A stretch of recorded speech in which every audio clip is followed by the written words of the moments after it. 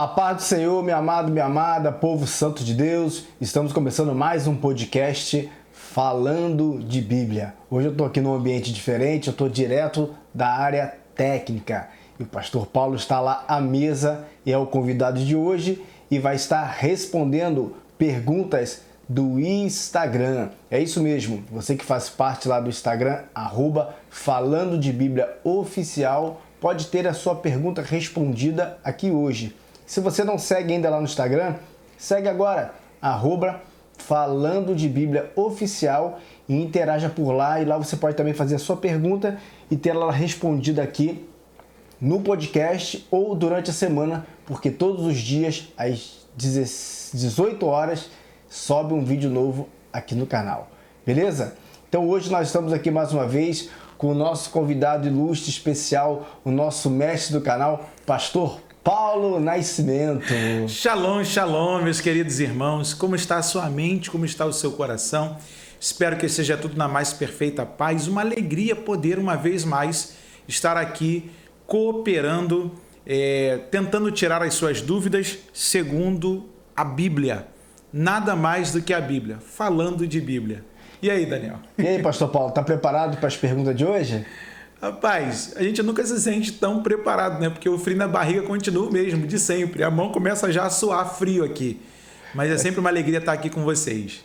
Bênção, vai ser bênção demais, tá? Então, para a gente iniciar esse bate-papo, vamos fazer como de praxe, nada melhor do que lendo a palavra de Deus.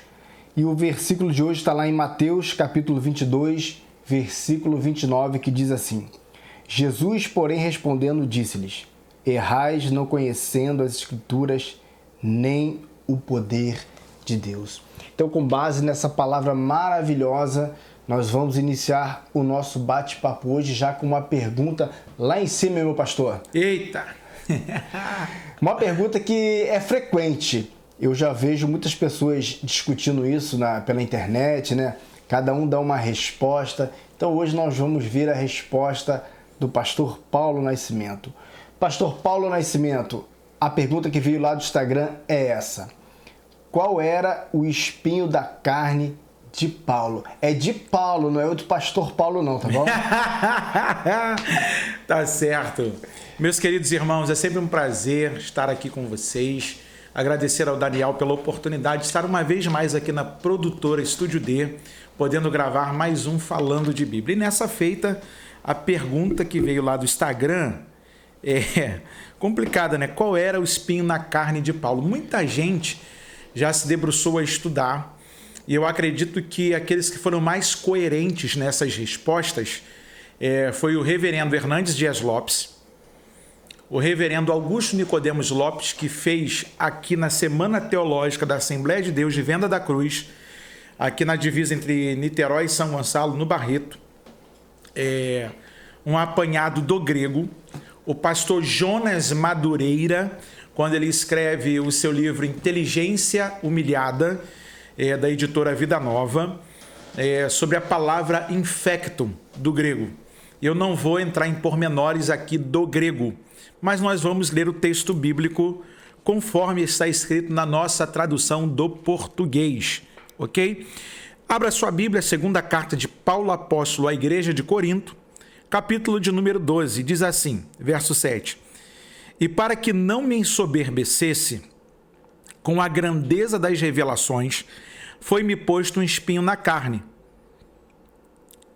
Foi-me posto um espinho na carne, a saber, um mensageiro de Satanás, para me esbofetear, a fim de que não me exaltasse. Verso 8. Por causa disso, 3 vezes pedi ao Senhor que o afastasse de mim. Verso 9. Então ele me disse: a minha graça te basta, porque o poder se aperfeiçoa na fraqueza. De boa vontade, pois, me gloriarei nas minhas fraquezas, para que sobre mim repouse o poder de Cristo. Verso 10. Pelo que sinto prazer nas fraquezas, nas injúrias, nas necessidades, nas perseguições, nas angústias, por amor de Cristo. Porque quando estou fraco, então é que sou forte. Olha que coisa interessante. Já no verso de número 7, Daniel, o apóstolo Paulo dá a dica do que é o espinho na carne. Um mensageiro de Satanás que o esbofeteava. Não se sabe como ele se manifestava, em que tempo se manifestava.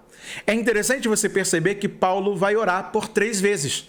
Assim como Daniel orava. O seu xará, Daniel, orava 3 vezes ao dia. E por conta do que orava, foi lançado na cova dos leões. Ok? Ou seja, é um detalhe até registrado no Talmud, e até foi citado na mensagem de ontem à noite, pelo reverendo Wagner Brito, que é o vice-presidente da igreja onde eu congrego, ele lendo o Talmud e me trouxe a memória de que por que um judeu ora 3 vezes ao dia?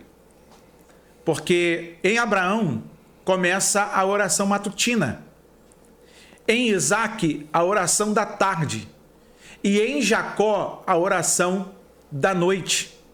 Ou seja, Abraão, Isaac e Jacó, eles impetraram a questão da oração e da necessidade de viver em oração. Por isso Paulo vai dizer em 1 Tessalonicenses 5,17, orai sem cessar. Em Romanos capítulo 12, no verso 12, ele vai dizer, alegrai-vos na esperança, sejam pacientes na tribulação e perseverem na oração. Paulo está com alguém que os bofeteava, para que ele não se exaltasse. Agora, dizer como era isso, só quando a gente chegar na eternidade e perguntar para o próprio Paulo ou para o próprio Cristo, quem era esse mensageiro, o que era esse espinho. Tudo que a gente falar aqui vai ser apenas especulações. Então a gente fica com aquilo que está na Bíblia, ok?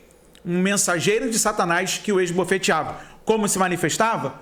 Qual o tempo? Quais os dias? Não sei. A Bíblia diz que todas as vezes que Paulo ia se ensoberbecer, ia se gloriar, ele era humilhado por esse mensageiro de Satanás.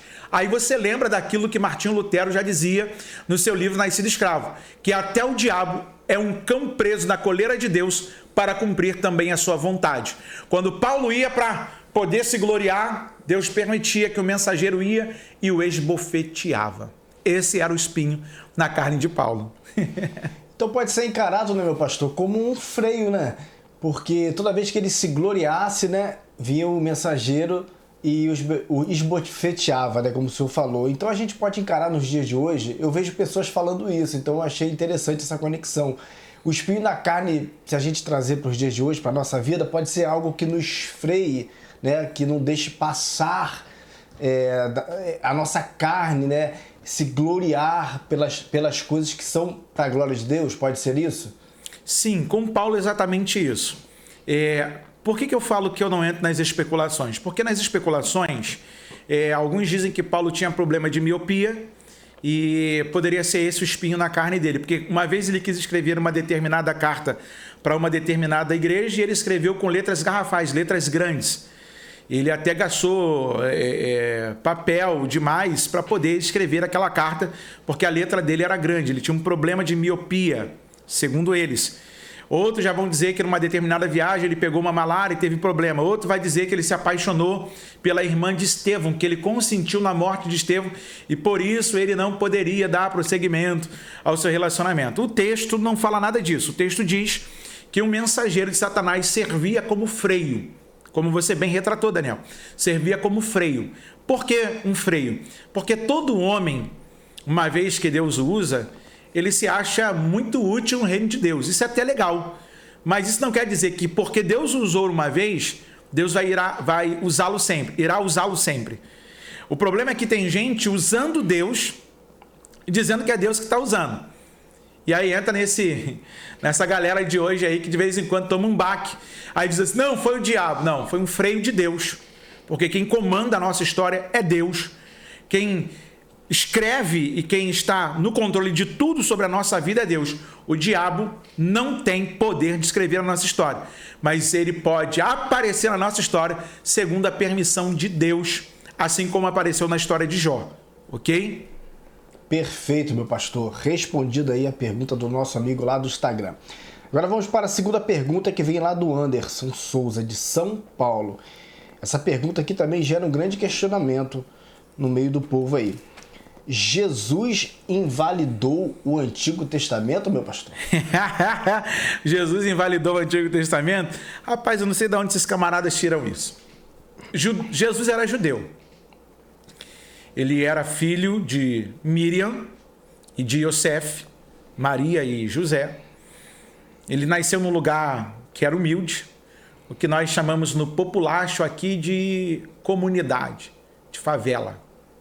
Ok? Jesus era uma pessoa humilde, mas era filho de um homem trabalhador, tinha um ofício, pessoas tementes a Deus, e aquela casa foi escolhida para receber o Salvador do mundo. Como judeu, ele foi apresentado ao 8º dia, na sinagoga onde foi falado seu nome, e ele foi circuncidado. Aos 12 anos de idade, ele foi levado aos mestres da lei, e provavelmente ele estava fazendo bar mitzvah dele, que é uma das celebrações dos adolescentes dentro do meio judaico. E aí ele impressiona, Daniel, os mestres da lei com a sua sabedoria. Ok? Então ele guardava o sábado. A gente fica nessa briga, e qual é o dia que tem que guardar? Todos os dias, porque temos o Senhor, são dias de buscarmos a Deus. Mas Deus estipulou um dia para o povo hebreu, para que eles se santificassem, para que eles tivessem conexão. Então Jesus cumpriu tudo isso. E aí, Mateus, capítulo de número 5, eu até fiz uma anotação aqui, para tentar responder de forma mais coerente. Verso de número 17 diz assim: não penseis que vim revogar a lei ou os profetas. Não vim para revogar, vim para cumprir. Porque em verdade vos digo, até que o céu e a terra passem, nenhum i ou um tio jamais passará da lei, até que tudo se cumpra. Aquele, pois, que violar um destes mandamentos, posto que dos menores, e assim ensinar aos homens, será considerado mínimo no reino dos céus. Aquele, porém, que os observar e ensinar, esse será considerado grande no reino dos céus. Porque vos digo que se a vossa justiça não exceder em muito a 2 escribas e fariseus, jamais entrareis no reino dos céus. Eu gosto do que diz o Joseph Ratzinger, Papa Emérito. Ele diz que Jesus era a tenda de Deus andando entre os homens. Os judeus que se converteram naquele período e que se convertem até hoje entendem que Jesus é a Torá viva andando entre os homens. Ou seja, ele é o cumpridor da lei, ele é a lei e ele é o expoente da lei. Não existe lei fora de Cristo e Jesus não iria abrogar, ia dissolvê-la, ia destruí-la ou invalidá-la. Pelo contrário, ele cumpre toda a lei. Em nenhum momento ele invalida o Antigo Testamentário, mesmo porque na carta aos Hebreus, o Antigo Testamento é sombras e tipos para o Novo Testamento. Não tem como desassociar, não tem como a gente tirar essa conexão do Antigo com o Novo. Para a gente compreender o Novo, a gente precisa do Antigo. E para a gente ler o Antigo, a gente vai compreender de fato o que o Novo é, pois ele já havia sido falado no Antigo Testamento, o que seria o Novo Testamento para nós através de Cristo. Bela resposta, meu pastor. Nós vemos aí um grupo, que está sempre, que prega só que precisamos só do Novo Testamento, Tem até, eu acho que o pastor Caio Fábio, ele fala, Jesus é a chave hermenêutica, e ele fala que a gente só precisa do Novo Testamento, Jesus para frente. Como é que o senhor enxerga esse cenário das pessoas que, às vezes, não é que anulam, elas usam como história, o Antigo Testamento, mas querem viver somente o que Jesus ensinou e depois o que Paulo acrescentou. Como é que o senhor vê isso? Então, meus amigos, quando Daniel faz referência ao reverendo Caio Fábio de Araújo, a qual eu tive a oportunidade de vê-lo ministrando aqui na Presbiteriana de Barro Vermelho, Concha Acústica de Niterói, no Salesiano e em outros eventos mais, diga-se de passagem, foi um grande expoente do Evangelho e muita gente se espelhou nele, outros se espelham até o dia de hoje. Hoje eu tenho um certo cuidado com o reverendo Caio Fábio. O Caio Fábio se tornou um apóstata da fé, uma mente liberal. ele usa, eu esqueci de trazer aqui, do Frank Viola e do George Barna, Cristianismo Pagão. Eu tenho até um certo cuidado, porque essa é a Bíblia da turma que anda com o Caio Fábio hoje. O cara, quando diz para mim que só serve o Novo Testamento e desconsidera o Antigo, aí eu pergunto para ele: você já leu John Stott? Porque John Stott diz que a Bíblia é toda para o homem todo. Não tem como eu dizer que serve para mim o Novo Testamento e o Salmo 93, o Salmo 23 não serve. O Salmo 91 não serve. Não tem como eu invalidar as palavras de Malaquias, de Zacarias, que foi tão profético, Daniel, Isaías, Jeremias, Ezequiel, Jó. Na história da Segunda Guerra Mundial, porque não dá tempo para a gente falar aqui, se a gente fizer um dia aqui, eu vou trazer o pastor Paulo Judeu para a gente fazer um apanhado sobre a história da rainha Esther, da forca para o camarada que queria matar lá o seu parente Mardoqueu. E aí, quando um dos soldados de Hitler, sentenciado pelos crimes de guerra, de violação da vida pelos direitos humanos, ele vai falar uma expressão de que naquele dia estava se cumprindo Purim. Ninguém entendeu, porque não era festa de Purim.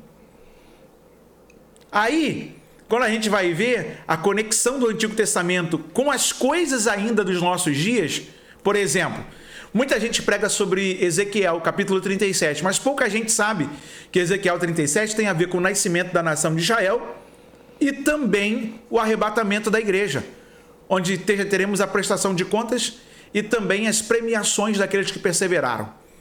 Então, quando um teólogo como Caio Fábio e outros mais dizem que só o Novo Testamento presta e o Antigo Testamento não presta, eles estão invalidando a Bíblia.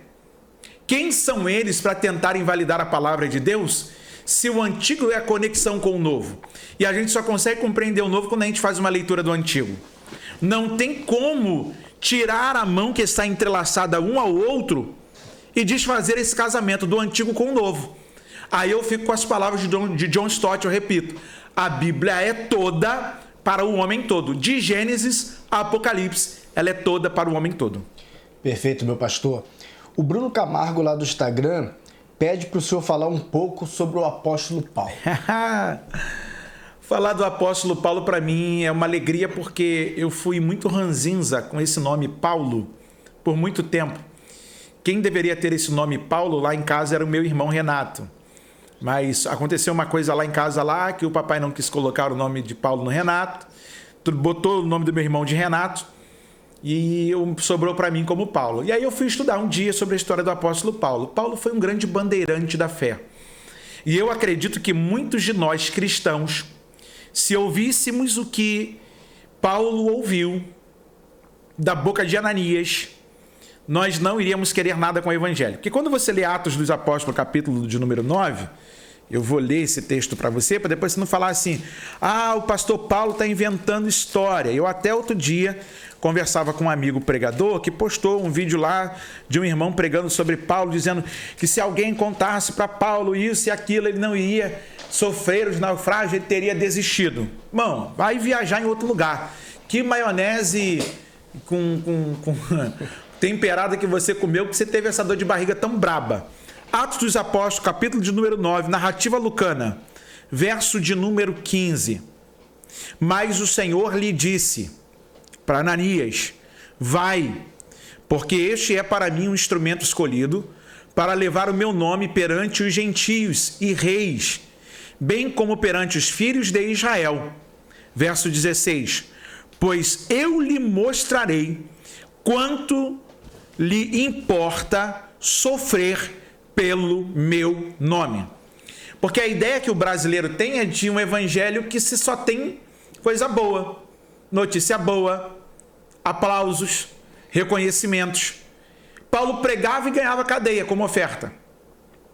Paulo pregava e expulsava demônio, como expulsou da menina que era aprisionada por um espírito de adivinhação. E quando ele repreende o espírito de adivinhação, ele ganha sentença de chicotes, prisão. Então, assim, Quando a gente fala do apóstolo Paulo, a gente está falando do maior doutrinador da igreja.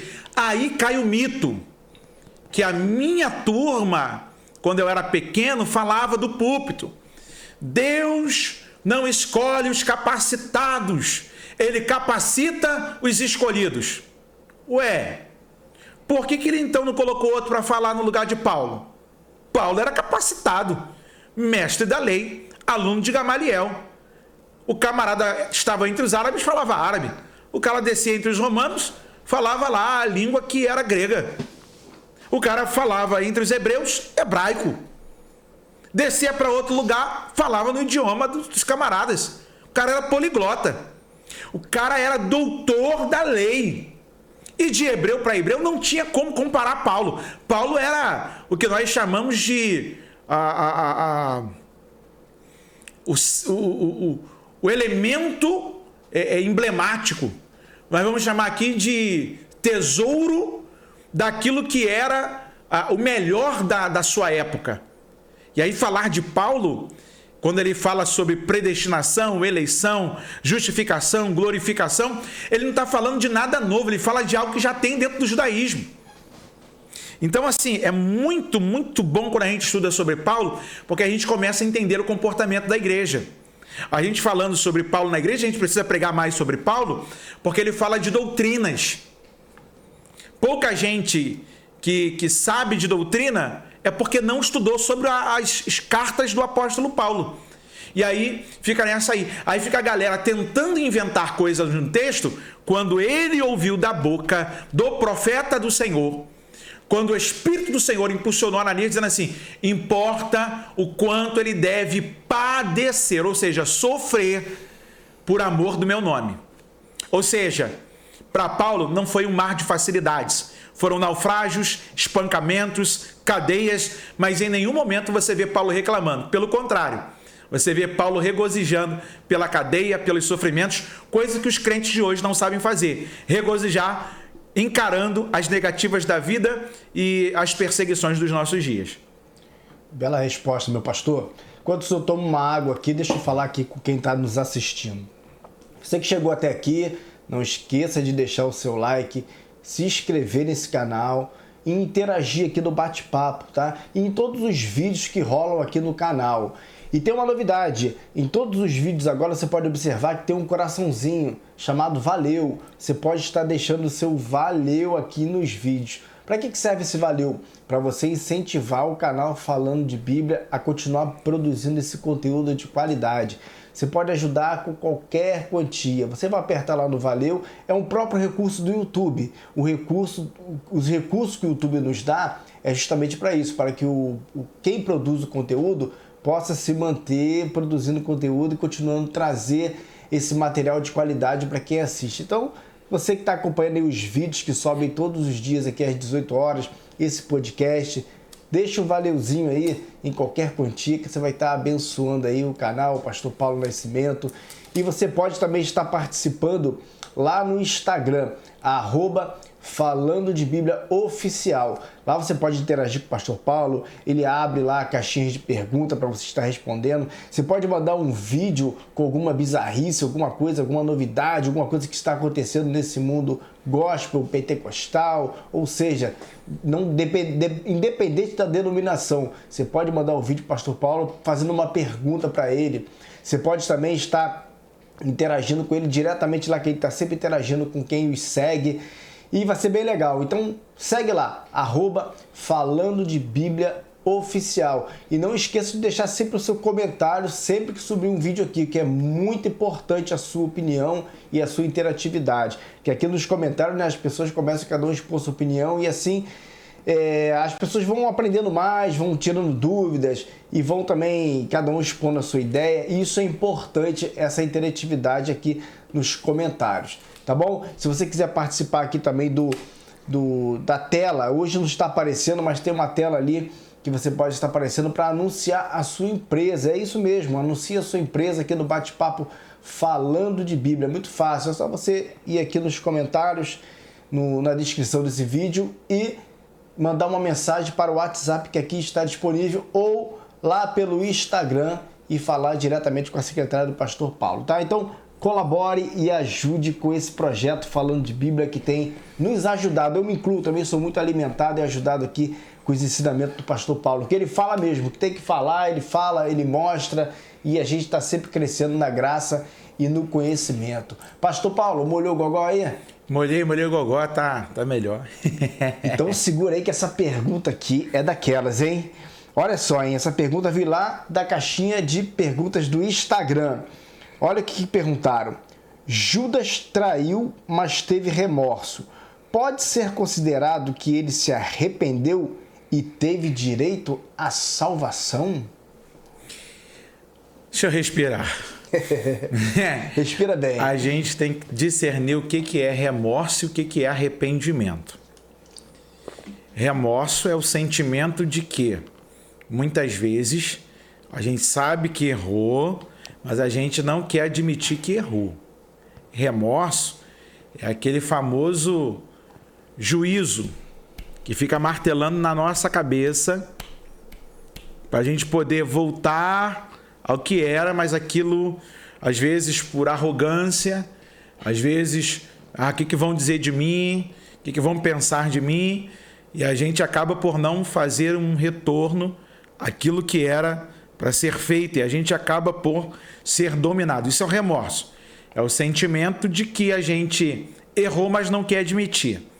Ou a gente até acredita que o outro tem a razão, mas a gente não admite que o outro tem a razão para a gente não ficar mal na fita. Irmão, arrependimento é você reconhecer, é você se jogar, dizer eu errei, eu pequei, eu falhei, eu confessar. Provérbios 28, 13. O que confessa e deixa alcança a misericórdia, mas o que encobre as suas transgressões nunca prosperará. Isso serve para Judas. Palavras de Salomão. Veja se não. Vamos à Bíblia, Mateus capítulo 27, verso 3.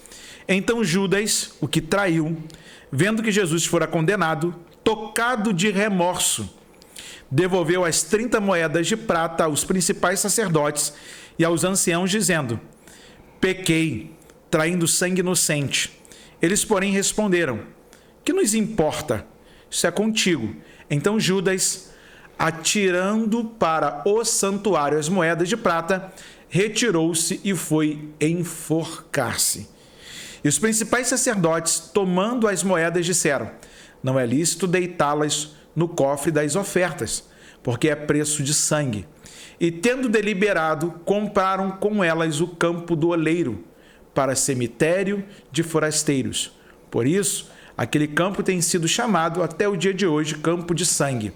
Então se cumpriu o que foi dito por intermédio do profeta Jeremias. Tomaram as 30 moedas de prata, preço que foi estimado àquele a quem alguns dos filhos de Israel avaliaram, e as deram pelo campo do oleiro, assim como ordenou o Senhor. Repare, Daniel, que 30 moedas era o valor de um escravo.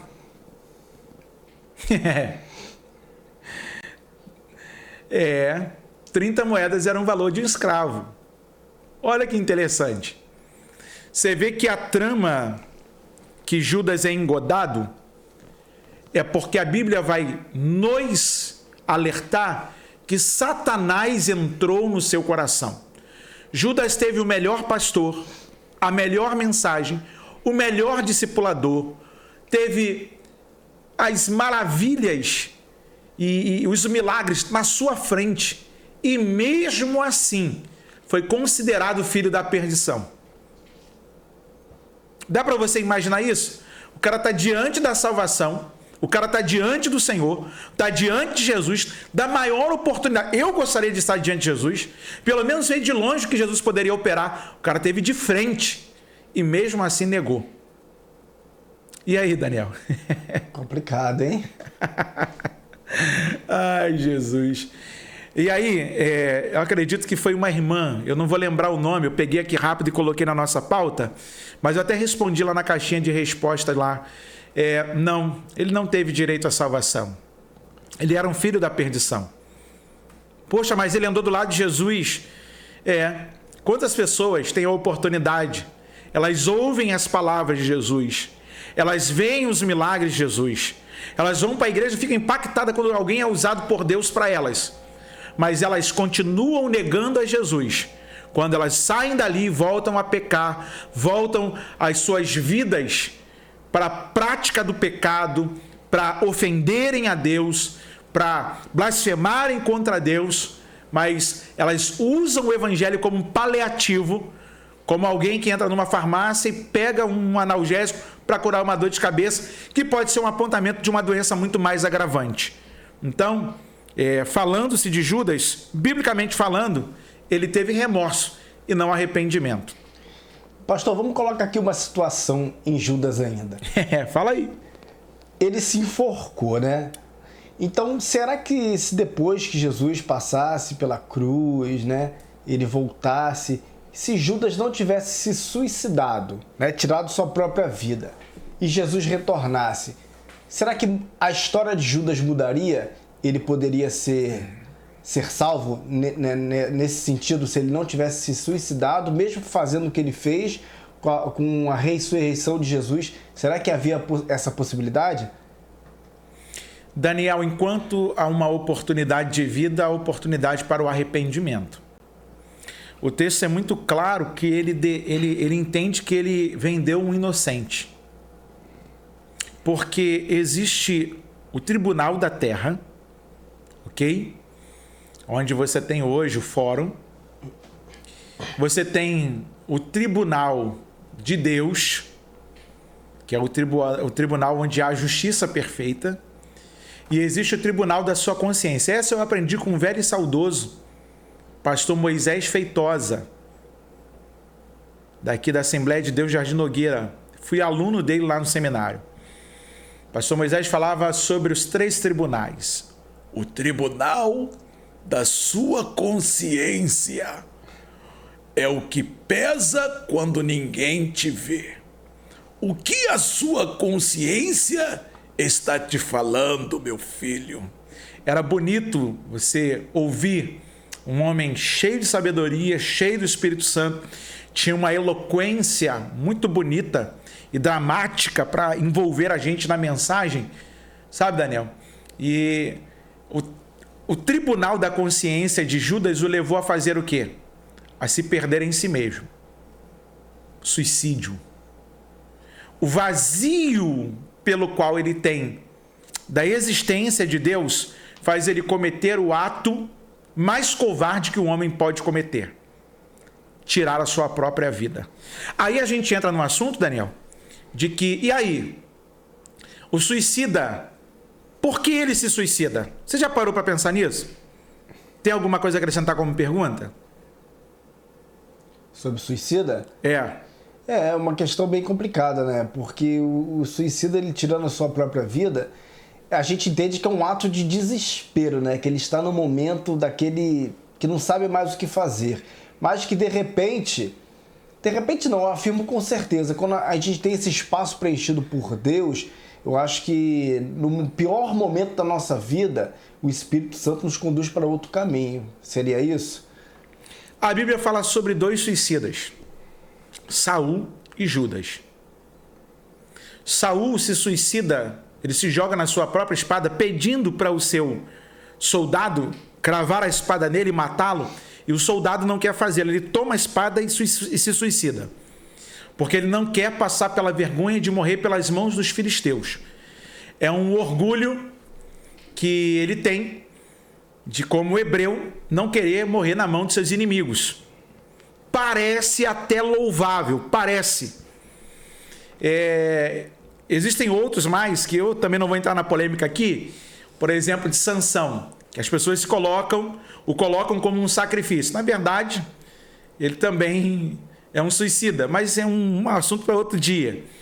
Mas Judas, você vê que a trama da Bíblia vai dizer que ele tem um remorso, ele está sofrendo, tem algo que corrói ele. E aí, como você lidar com essas coisas que corroem se você se afasta de Deus? Dr. Dostoiévski, essa eu aprendi com o pastor Ronald Gustavo. Dr. Dostoiévski, no seu livro Os Irmãos Karamazov, vai dizer que o vazio do homem é exatamente do tamanho de Deus.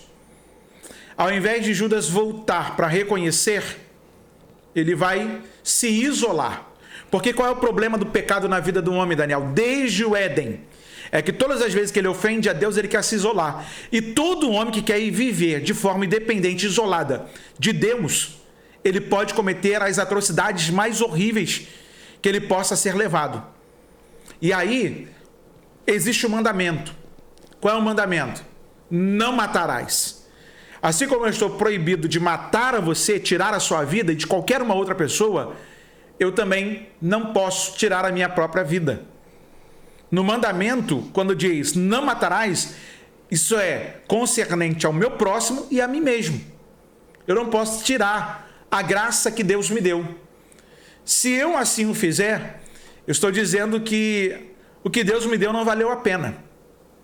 Aí fica um alerta para os nossos dias, que tem hora que você passa pelo bom psicólogo, passa por um bom terapeuta, passa por um bom psicanalista, e eles não conseguem resolver o seu problema, eles não conseguem achar o fio para desembolar aquilo que está embolado dentro de você. Por quê? Porque é o vazio de Deus. Todo homem chega a um momento em que a sua consciência, esse tribunal aqui, grita, pedindo Deus. Ele quer Deus. E por não reconhecer, ou por não encontrar com aquilo que pode ser o suprimento do seu vazio, ele acaba por cometer aquilo que pode ser uma atrocidade e colocar a sua vida em uma derrota eterna. É uma questão muito complicada, meu pastor. Mas vamos dar sequência aqui, ó. Sim. A Eliane Medeiros, ela está pedindo para o senhor indicar um bom livro para a leitura diária. Qual o livro que o senhor indica aí para uma leitura diária, fora a Bíblia? Não, o primeiro livro é Bíblia! Bíblia! Eu sempre falo isso para a minha galera. Não adianta você ler outros livros. Eu até trouxe alguns aqui para dar indicação. A Eliane, quero mandar um grande abraço para ela, como para todos os irmãos do Instagram, que tem lá interagido com a gente, conversado, fazem as suas perguntas. Irmão, tem irmão que chega lá e fala assim: ah, pastor, eu estou com vergonha de perguntar, porque eu não sei o que você vai perguntar. Não, pergunta, toda pergunta é válida, toda dúvida é válida. E outra, eu não sei tudo, eu não sei responder tudo. Tem pergunta que já chegou aqui para mim que eu falei assim: ó, gente, não tem compreensão desse texto aqui não, porque eu sou fraco do Apocalipse. Como eu coloquei lá, qual é o livro mais difícil para você?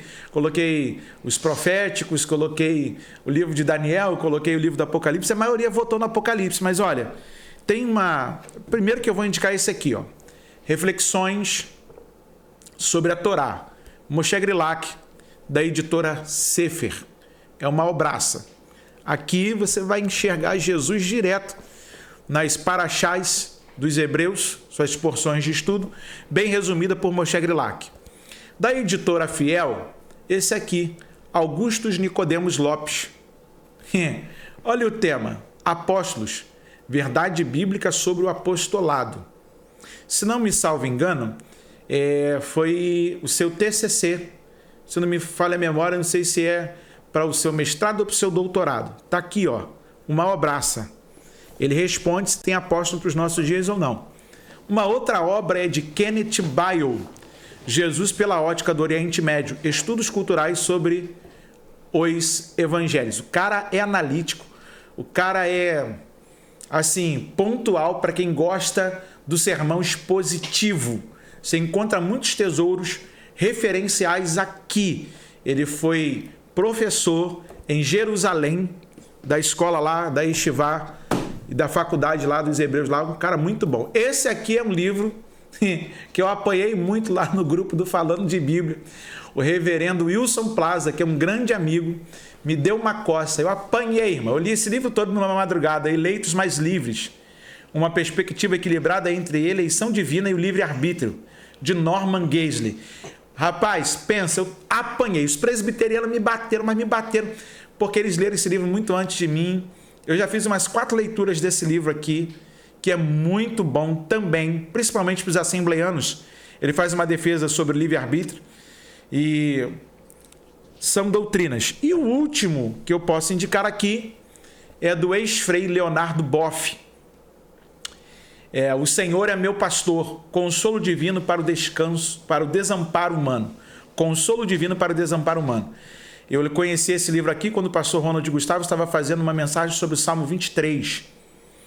E dentro da crítica textual católica, o Leonardo Boff, que foi um dos grandes expoentes da teologia da libertação, ele vai dizer que o Salmo do Pastor é os versos de 1 a 4. Dos versos 5 ao 6, preparas uma mesa perante mim na presença dos meus inimigos, unge a minha cabeça com óleo, faz o meu cálice transbordar, certamente que a bondade e misericórdia me seguirão todos os dias da minha vida e habitarei na casa do Senhor para todo sempre. É um adendo de Salomão à memória de Davi. E aí ele fala sobre o cântico do hospedeiro, porque Davi nunca entrou na casa de Deus. E há de fazer uma boa leitura quando você tem aqui: o Senhor é meu pastor, consolo divino para o desamparo humano. Muitas das mensagens do padre Fábio de Mello, padre bonitão, que a mulherada adora admirá-lo e que prega muito bem, ele foi aluno do Boff, que é um grande escritor. A única coisa que eu não gosto do Boff é quando ele escreve sobre o destino eterno da alma. Irmão, ele faz umas viagens. Todo teólogo tem um dia de falar besteira. E naquele livro lá ele falou um monte de besteira. Mas nesse aqui, como ética e moral e sobre biologia, cara, é muito bom. São boas referências de leitura. São livros que ficam na cabeceira da minha cama. Tá aí a indicação dos livros do pastor Paulo Nascimento. Então é só seguir agora aí a Eliane de Medeiros, tá bom? Só comprar os livros e fazer a sua leitura diária. E com certeza você vai crescer cada vez mais no seu conhecimento. Meu pastor, nós estamos em junho, vamos adentrar em julho. Acho que até agosto a gente tem essa questão, né? Você tem a camisa quadriculada? Você tem o seu chapeuzinho de palha? Eu sei onde você quer chegar. Tá entendendo o mistério, né? Eu tô entendendo. Então, nós estamos nessas épocas festivas, né? De festa junina, festa julina, e vamos até a festa agostina. É aquelas festas, né, que tem aquelas comidas típicas, pula fogueira, iaiá, ioiô. E o que o senhor acha sobre isso? O cristão, o crente, o evangélico, aquele que frequenta uma igreja, ele pode participar ou não de uma festa junina, julina ou agostina? O que o senhor tem para falar sobre isso nessa época? Ai, Jesus. Deixa eu preparar o meu copo com água. Meu amigo Daniel, a todos os que me assistem aqui, através do Falando de Bíblia, a gente ri aqui de nervoso, irmão. E quando eu falo isso, não falo de brincadeira, não. Porque pesa sobre nós, como pastores, ensinadores, doutrinadores, conversar com os nossos membros. Tem coisa, irmão, que se a gente der bola para os nossos membros, a gente vai para o inferno. Porque a voz do povo não é a voz de Deus. A voz do povo, muitas vezes, é a carne. Romanos 8:8. Os que andam na carne não podem agradar a Deus. Qual é o sentido da festa junina, julina, joanina? Essas festas são de cunho de tradição católica, em homenagem ao São João, São Pedro, aos seus ídolos. E aí, quando a gente tenta fazer com que as festas e doutrinas de segmentos de fé diferentes do nosso se entrelacem aos nossos segmentos, a gente está dizendo que a Bíblia não serve para nada e que a nossa pregação não adiantou de nada. Ok? Eu não sou a favor de festa julina, festa junina, festa da roça, que é disfarce do que é a igreja católica. Porque no final, sempre tem alguém lá vestidinha de noiva, sempre tem umzinho lá para narrar a festa de olha a chuva, aí, é mentira. Eu já conheço esse enredo aí. Então, assim, tem igreja que comemora Halloween, irmão. Faz festa fantasia. Irmão, com que respaldo da Bíblia os camaradas fazem isso?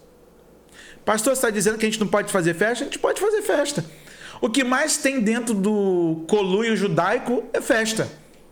Festa das primícias, festa de Shavuot, que comemoramos agora esses dias, de Pentecostes, festa de Pessa, de Páscoa, a grande festa da libertação.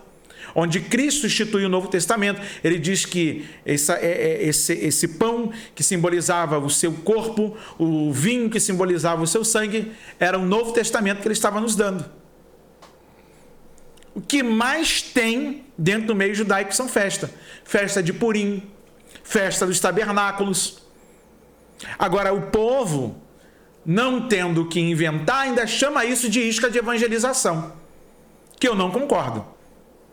Ah, pastor, o que a gente precisa? Abrir a Bíblia, irmão. A gente precisa ser diferente. A nossa festa pode ser uma festa para a glória de Deus, sem precisar desses aparatos. Qual é o sentido da festa joanina primária? Você sabe? É a comemoração da morte de um profeta chamado João, o Batista, que denunciou o pecado lá do camarada, que saía com a mulher do seu irmão, com a cunhada. É muito fácil os pregadores dizerem assim: o ministério de João era no deserto. Quando ele sai do deserto e vai para o palácio, ele perde a cabeça, porque quando você quer profetizar, mas não é o local, para de bobeira. Ou a gente fala o que Deus manda em qualquer lugar, ou a gente não é voz profética. Mas o enredo da festa é o culto à idolatria. Aí a turma da igreja quer fazer o quê? Quer fazer igual. Vamos fazer uma festa da roça na igreja, vamos fazer um jantar da roça temático, vamos fazer não sei o quê. Irmão, pelo amor de Deus, a gente precisa disso aqui. Jesus disse: santifica-os na verdade, a minha palavra é a verdade. Nada mais do que a verdade. Aí você tem que ir lá para o contexto paulino, primeira carta de Paulo aos Coríntios, capítulo de número 10, verso 31, diz assim: portanto, quer comais, quer bebais ou façais outra qualquer coisa, fazei tudo para a glória de Deus. Verso 32, não vos torneis causa de tropeço, nem para judeus, nem para gentios, nem tampouco para a igreja de Deus. A gente rechaça lá o segmento católico, mas a gente faz igual a eles. O que nós somos diferente deles? Aí eu entendo as palavras do apóstolo Paulo aos Romanos, no capítulo 12. Não vos... Vamos lá, Romanos capítulo de número 12. Romano 12. Eu acho bonito. Rogo-vos, pois, irmãos, pelas misericórdias de Deus, que apresenteis o vosso corpo por sacrifício vivo, santo e agradável a Deus, que é o vosso culto racional. E não vos conformeis com este século, mas transformai-vos, ou seja, metanoia. Aquilo que você muda aqui do lado de fora. Isso aqui comanda todo o nosso comportamento. Mas transformai-vos pela renovação do vosso entendimento, para que experimenteis qual seja boa, agradável e perfeita vontade de Deus. Enquanto a gente não tiver nossa mente transformada pela palavra, a gente vai continuar falando que isso é bonitinho, que isso é legal e que é estratégia de evangelismo, quando na verdade a gente está copiando festas de idolatrias e colocando na igreja.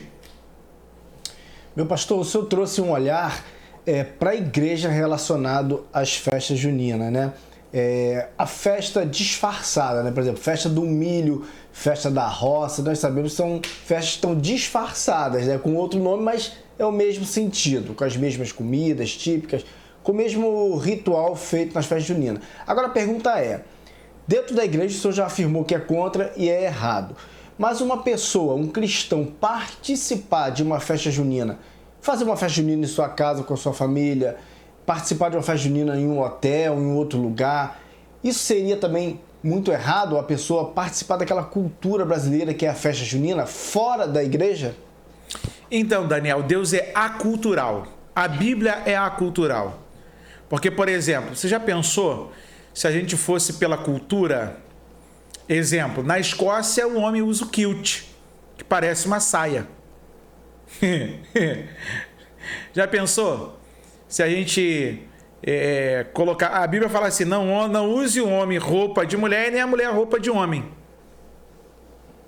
E aí? Deus está além da cultura. Quer ver uma outra cultura?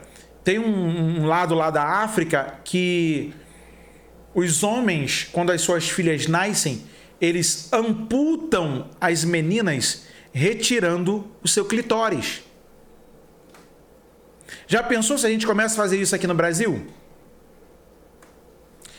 Por exemplo, vamos para a Bíblia, a cultura da Babilônia. Eles não eram pessoas de oração. E eles vão pegar Daniel justamente naquilo que ele gostava de fazer, orar.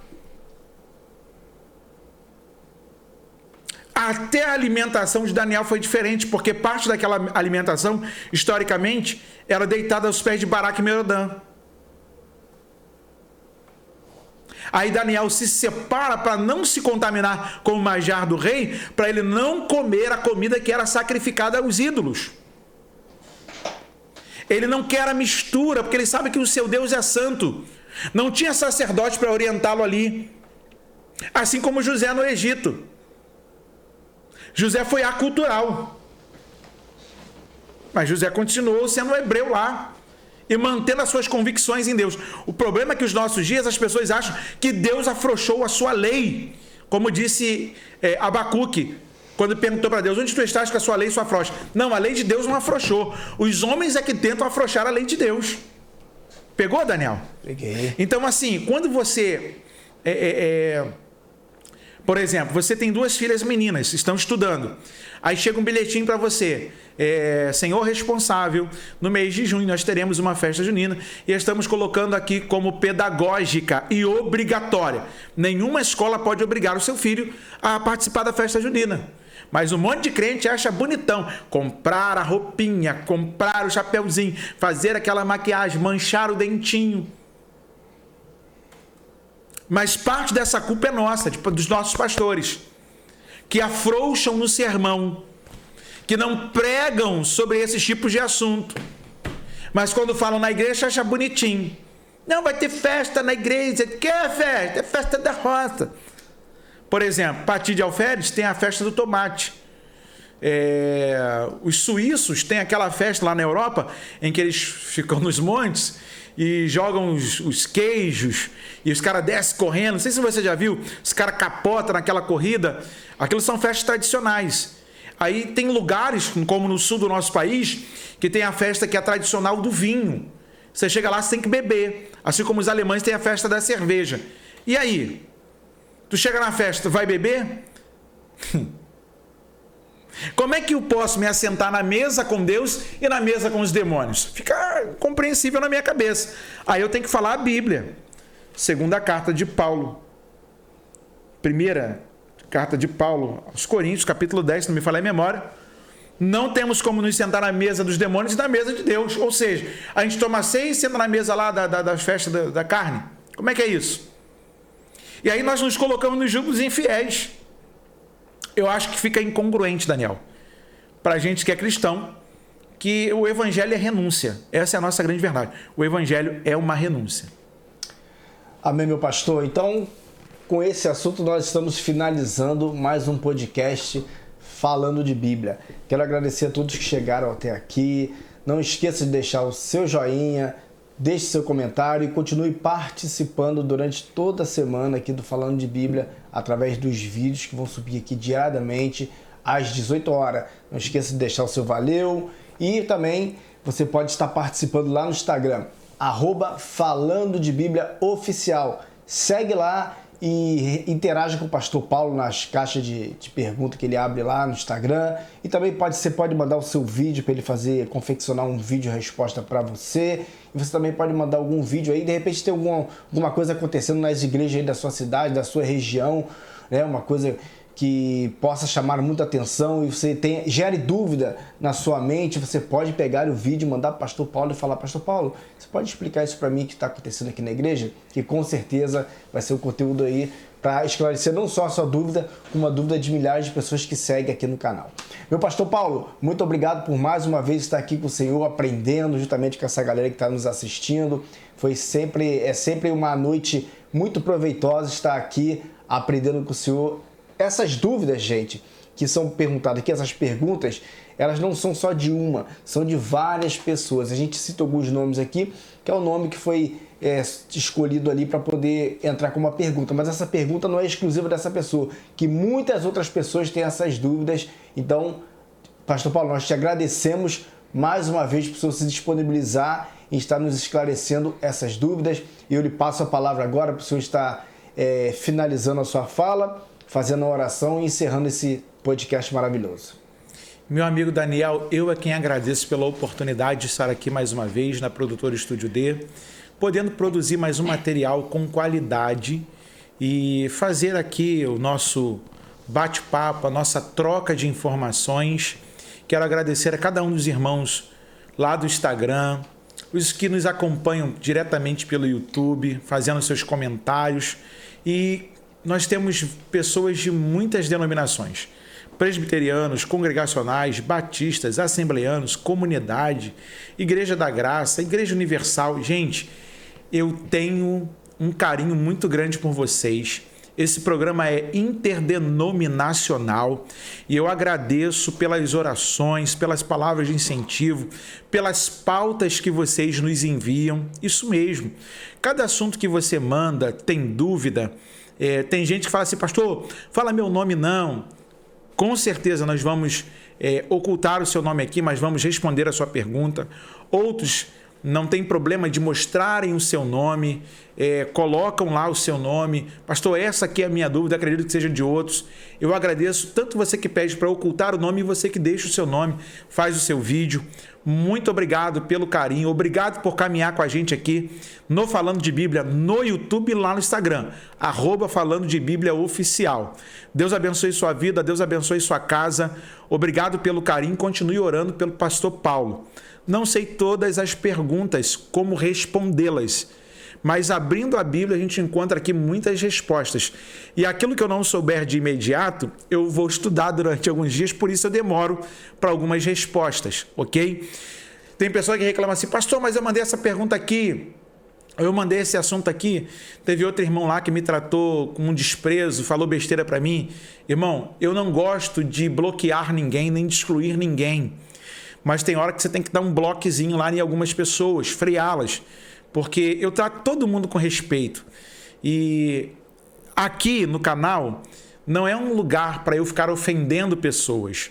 Quando eu falo de alguma bizarrice, quando eu falo de algum segmento que abusou da fé, é porque a gente está tentando chegar a um esclarecimento bíblico, para a gente não ficar refém de pessoas que são maldosas, que se utilizam do sagrado para se darem bem com pessoas inocentes. Então, Deus abençoe sua vida. Muito obrigado pelo companheirismo. Vamos orar? Nosso Deus e nosso Pai, nós te agradecemos por esse dia. Te louvamos, Senhor, pelo teu cuidado, pela tua misericórdia. Quero te agradecer pela vida dos nossos muitos irmãos espalhados por esse Brasil, fora do Brasil, e que estão conectados aqui conosco no Falando de Bíblia. Obrigado pelo teu Espírito que nos traz luz ao nosso entendimento. Obrigado pela tua palavra, que é a nossa força, que é o nosso vigor.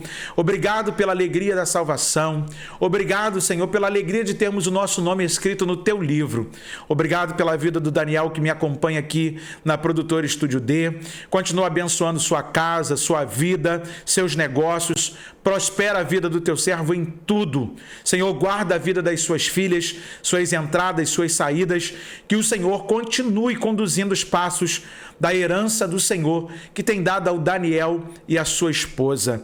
Pai bendito, quero te agradecer pela vida de cada um dos meus irmãos que nos acompanham aqui. Eu não sei qual é a necessidade, mas nesse dia eu quero te suplicar sobre os enfermos, a cura, sobre aqueles que estão possessos, a libertação, sobre aqueles que estão encarando tempos difíceis, que o Senhor seja a resposta e a segurança do teu povo, sobre aqueles que estão colocando vidas em orações, colocando-se a orar pela libertação, por uma cura, por uma transformação, por algo, Senhor. Mostra a tua grandeza e o teu poder. Ouve a oração da tua filha, honra a oração do teu servo, abre porta onde não tem porta, faz o teu nome grande, como grande é o teu poder. Obrigado por tudo, no nome de Jesus. Amém e amém. Muito obrigado a você que nos acompanha, você que deixa a sua curtida, deixa o seu coraçãozinho, você que compartilha, nos ajude a divulgar o Falando de Bíblia. Vamos abençoar a única. Yevareha Adonai veishmereha, Yaer Adonai panaveleha viruneha, Issa Adonai panaveleha veiasem leha shalom. Ou seja, que o Senhor te abençoe e te guarde, que o Senhor faça resplandecer a luz do rosto sobre ti e tenha misericórdia de ti, que o Senhor sobre ti eleve o seu rosto e ponha em ti a sua paz. Esse foi mais um Falando de Bíblia.